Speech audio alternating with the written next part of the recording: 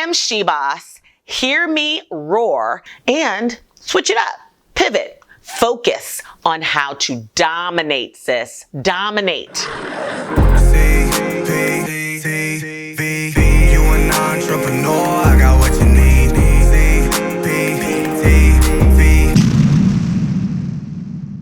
Hey there, my loves. Welcome back to CPTV, the place for aspiring and growing entrepreneurs who want to turn their passions into businesses and their businesses into 6- and 7-figure empires. Does that sound like you? Well, does it? Then you are going to want to come on in, take a look around, and subscribe, because every single Tuesday, I am giving you the strategies and the step-by-step actionable trainings for you to implement immediately in your entrepreneurial journey and get that level of entrepreneurial freedom that you deserve and desire. And right now, I know you are going to want to subscribe. So go ahead, take care of it. Don't cost you nothing. It's free. I'll wait. And I also know that at the end of this episode, you are going to want to love it, not just like it. So stick around and love it. So smash that like button and share it and spread the CPTV love. So I'm Cheryl Perez. If we haven't met before and you're new here, but you can call me CP. To my CP family, what's up, y'all? And today is actually episode 4 of my She Boss 101 series. All month long, we have been talking about everything that goes into being a female entrepreneur. And today we are talking about how to dominate. It's ripped by Jordan. Leads the break. Dominate. Not just get by, not just show up, but to dominate in every situation and scenario as a female entrepreneur. And right now, you might be thinking, every situation, CP? Every single scenario, CP? And I'm going to respond confidently with, yes, it's true. It's true, girl. Yes, there are going to be hundreds, if not thousands or millions of scenarios that you are going to be involved in as a female entrepreneur growing your business. And as you know, navigating through those scenarios and situations is a major contributing factor to the success or failure of your organization. And they can be quite tricky sometimes, because as a female entrepreneur, there are going to be certain preconceived beliefs that people will hold when they first begin interacting with you. A little uncomfortable because of what you wear. Is that so? Well, it just so happens, I think I look nice. And as long as I have one ass instead of 2, I'll wear what I like, if that's all right with you. Okay. And we sometimes struggle to find a place and establish our position. Like, how do I navigate these business meetings with all these men? Or how do I go to these huge boardroom meetings? Or how do I handle client interactions? How do I establish expertise without coming across as bitchy or controlling or less feminine? It's so much to think about. So it can be extremely stressful, especially as a female entrepreneur. No matter how crazy it sounds, we tend to focus in on those preconceived notions, and we allow them to impact our thoughts. Therefore, they impact our actions, and they prevent us from achieving our goals. Ladies, I am here to tell you there is a strategy to it all. True CP fashion. You can walk into a room and dominate in every situation and still maintain your credibility and femininity. Still highlight your level of expertise and authority, and definitely demand the respect that you deserve without coming across bitchy or bossy. I've been doing it for years. So let me break down CP's 5 rules of business domination that I use every day to say, I am she boss. Hear me roar and get everyone to agree. So let's get to work. First things first, we have to start with ourselves. And that brings me to my very first rule. Rule number 1, know your shit. Don't you just hate it when you are sitting there with someone, whether it's a group of people or just one individual, and they chime in and have an opinion or comment about everything, right? Even topics that you have more expertise or skills in. And you are aware, because of your level of expertise, that what they're saying is complete bullshit. How does that make you feel? What are you immediately thinking about the other person? Well, number 1, when I'm in those situations, Lord knows I've been in those situations, y'all. I am immediately annoyed, instantly thinking, shut up. You don't know what you are talking about. And I immediately dismiss them as someone who can truly dominate, who can't truly dominate in this particular topic or situation. That is the scenario that you have to avoid. You'll never dominate in a situation where you are speaking about that which you do not know. And no, I'm not saying that you have to know everything about everything. What I am saying is, before you speak up, open your mouth, or voice anything, or have an opinion, or chime in, or give advice, make sure that you know your shit. And whatever lane you find yourself in, from a knowledge, talent, and skills perspective, stay in that lane. But make sure that when the entire scenario shifts into your lane, that you are ready to dominate. And that brings me to rule number 2. Be prepared. So I get this question a lot from students and from coachees. CP, how can I always be prepared for every scenario? It sounds so exhausting. And the answer is simple. Take the time to be prepared. There's nothing stopping you.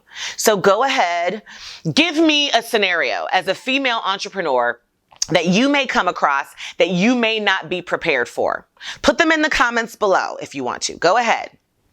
And don't worry, I am expecting a list from you. Of course, I get lists all the time. And my response is, exactly.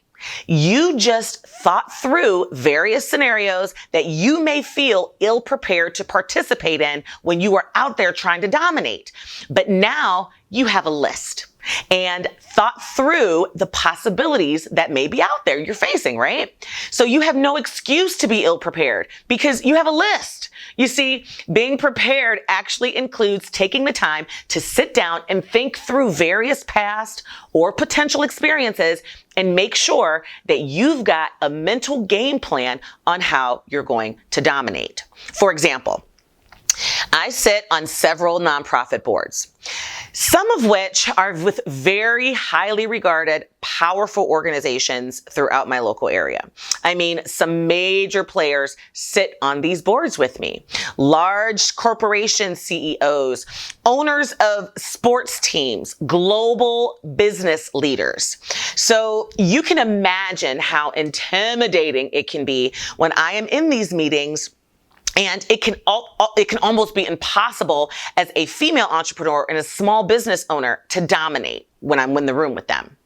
But prior to every board meeting, we receive a board packet. And it includes all the information that we're going to be going over, the agenda, all kinds of stuff, all the data, everything that we're going to be going over together in the meeting. Now, I know that there are going to be a few perfect opportunities for me to establish some level of expertise and provide value and to provide some input. And I also know that if I do that well, I will develop relationships with all of these powerful people and dominate. So I make it a point to review all materials and packets completely. I also take the time to research and begin to educate myself on anything that might be included in that packet as a topic that I'm not already familiar with. So in essence, I'm making sure that I'm prepared for the conversation. I'm taking advantage of the opportunity, and I'm trying to make sure that I dominate. I've already thought of ideas and ways that I can contribute when I get into the meeting, and believe you me, with that preparation comes a whole different level of confidence. I mean, you will walk into those scenarios knowing you are ready. So those thoughts that I talked about in the beginning that we allow to impact our mindset and actions and shift automatically to thoughts of success and power and confidence. And when you are feeling really confident about what you're walking into, you are more likely to speak up. You're more likely to provide that value. You're more likely to impact the person or the group that you're interacting with. And you are definitely going to make sure that they walk away remembering who you are and knowing that you just dominated. Yes! Okay. Rule number 3, always go the extra mile. You know, I always get accused of being extra. Actually, so extra. From my husband to my kids to my team, because I have always been a firm believer in going above and beyond. And I'm laughing because I can hear them in my head right now. They think it's a bit of a perfectionism and overachieving thing that I do. That's not it, y'all. Reality is, I always go above and beyond and deliver more than it is expected because the goal is to dominate. A big part of my marketing strategy, of your marketing strategy as an entrepreneur, is going to be your brand. And a huge part of that brand is going to be your face-to-face branding strategy. And I mean, I get into it in depth in the Startup Academy, but I've already done a couple of lessons on this topic. So I'm going to go ahead and link to those right now in the cards so you can learn the basics of business branding. Okay, I'm going to go ahead and link. Anywho, when you are out in the public, when you are interacting with audiences, you should strive to communicate knowledge, results, problem solving, and just being on top of your shit when it comes to branding. And in order to do that, you have to always over deliver. So what do I mean specifically? Because there's so many ways you can over deliver. But let me give you one instance. If I'm asked to do a presentation at a meeting, I mean, it can be a small presentation. I don't just throw together an outline, put it in front of me, and start talking. No, I will automatically compile and make arrangements for a full-fledged visual presentation 100% of the time. It will include handouts, it will include data, it will include slides, graphs, everything. And yes, it may scream, "This is so extra," but you can't do it half-ass when you're trying to dominate. So suck it up, buttercup, and you will reap the benefits forever. And lesson number 4, don't be afraid to step up and lead. As women, sometimes we are in these situations and scenarios where we know we have a better skill set or a better idea to really get things moving in the right direction. And those thoughts naturally mean that when you have those, it's time to lead. You have what it takes. But because we're women, and because our minds sometimes tell us that we will be in a better position if we keep quiet and stay reserved, we oftentimes do just that. Well, my love, that is not how to dominate. Now, don't get me wrong, taking on leadership roles in various scenarios does require some more work. It will take up some of your time, but it's always for good purpose. I've been asked to be in so many leadership roles that I never really would have dreamed possible. I mean, leading huge community-wide projects, huge initiatives, organizational boards, chairing committees, and it's generally because I'm not afraid to step up and take the lead. If I've got a better way to communicate something, I'll express it. If I have a great idea around the organization or a process or something, I'll share it. So I'm not just stepping up and saying, I want to lead, I want to be the president. I'm contributing to the conversation. I'm making sense. I know my shit. I'm prepared. And all of those things combined usually give others the peace of knowing that I would be a great leader. And when the opportunities present themselves and I'm asked, I don't shy away. Now, if you let my husband tell it, anytime I leave the house or the office to go to a new meeting, he'll tell me, don't say anything, CP, because you will come back the chair or the president or something. And I know he's really just looking out for me when he says that. And I always crack up. I'm like, boy, bye. But the reality is I strategically choose the situations that I'm going to step up and attempt to lead. The bottom line, as a female entrepreneur, in order to dominate, you have to make up in your mind that it's okay to lead. And that, in many instances, if you've got what it takes, you have a responsibility to step up and take the lead. And you'll know when you've done it well, because your opinion begins to matter and the opportunities begin to flood in. And rule number 5, never, ever, ever, ever, ever, ever dumb it down. You know what I'm talking about. We've all done it. We've been in those situations where we know we have an opinion. We know we have an answer. We begin to analyze who we're sitting with or maybe who we're talking to and how they're going to receive our input and whether or not it's going to come across as overly assertive or know-it-all-y or less feminine or too bossy or too bitchy. And we allow those thoughts to permeate our mindset. And then we tell ourselves, just pretend like you don't know. It kind of goes back to those stories that you hear about young girls whose mothers, I ain't saying no names, and grandmothers would tell them, if you appear too smart, you'll never find a good husband. Girl, bye. I say, or you will find a husband who is intellectually compatible and on your level. See, I've done the whole dumb down thing. And then I divorced what I attracted a few years later. Okay? Gonna celebrate what? My divorce. How about that? Enough said about that. But if you're a CP insider, you already know all that story. So I won't get into that right now. If you're not, then you're going to want to go ahead and head over to CherylCPerez.com, click the link below and become a CP insider. Because once you do, you get the whole entire scoop on that situation. Okay. Bottom line. Anyway, bottom line is intelligence, having input, speaking up are all feminine and beautiful and sexy traits. And you shouldn't associate having to pretend to be an airhead with femininity. I am a very assertive person, but I'm also an introvert. especially in business. I do follow these 5 rules, and I'm still very traditional and very feminine. And I'm not a woman trying to be a man. I don't equate being passive or timid or quiet or dumbing down to femininity or qualities of being a woman.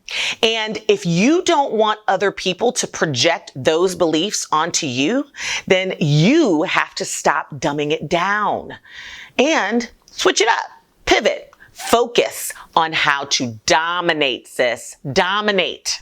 And that brings me to my final point. As a female entrepreneur, you should and need to dominate in every situation. You need to approach those scenarios with the idea that you are branding your organization and your business and are growing into your dreams and into your future. Do not second guess who you are and what you need to do to overcome the stereotypes that may have existed before you even arrived. But I also caution you against overdoing it. There is a fine line and a very important balance between embracing being a she-boss and ostracizing other people. But if you follow my 5 rules that I just went over with you, you'll do great.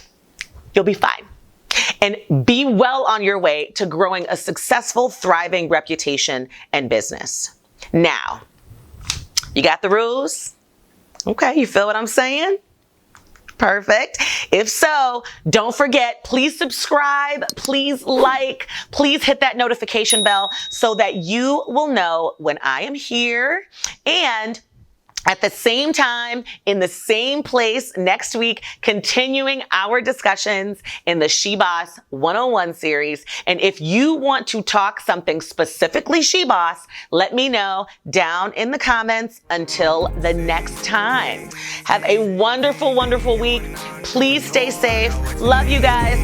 Mwah. Bye-bye.